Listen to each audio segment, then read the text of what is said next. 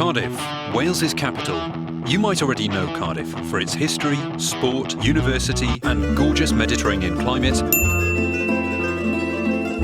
Okay, maybe not Mediterranean climate. But if you're the kind of person who likes to grab a pair of these and do a bit of this,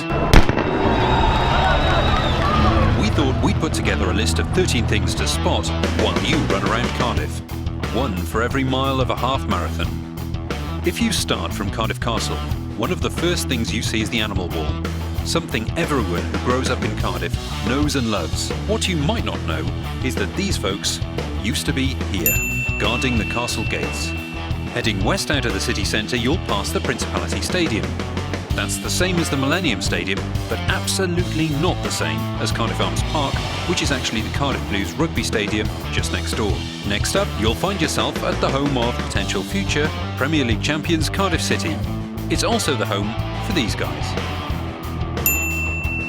Coming through Penarth, you'll reach Cardiff Bay and the barrage, which is an awesome place to run. You might not know that the barrage wasn't the first way to get across the Ely River without getting your damp sweat. There used to be a subway from Ferry Road to Penarth. Most Cardiffians will know these two islands that sit in the Bristol Channel.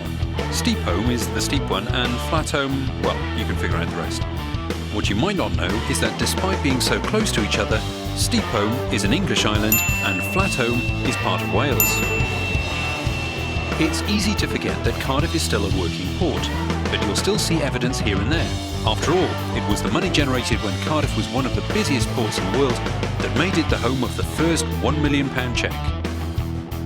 On the east of Cardiff Bay, you'll see a massive building with the name of Cardiff's most famous resident on it. The Doctor Who experience is one of Cardiff's biggest tourist attractions and, believe it or not, it does feel a little bit bigger on the inside than on the outside.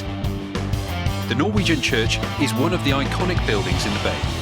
It's another link to Norway, along with this place, which is named after Roald Dahl, one of Cardiff's most famous sons. Cardiff is a major UK TV and film production centre, and when you come to the end of the barrage, you might see a surprising number of emergency vehicles.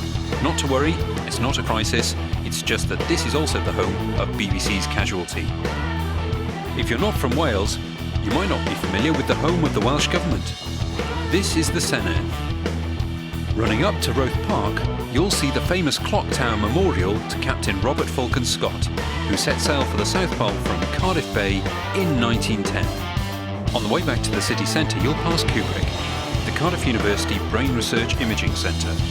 When you see this, they see this. Right next to Kubrick is this Cancer and Mental Health Research Centre, with a secret identity as this building. Fans of this chap will know what that means. We hope you've enjoyed this quick tour and we've given you something to spot while you're running around the city. Hope you get a PB.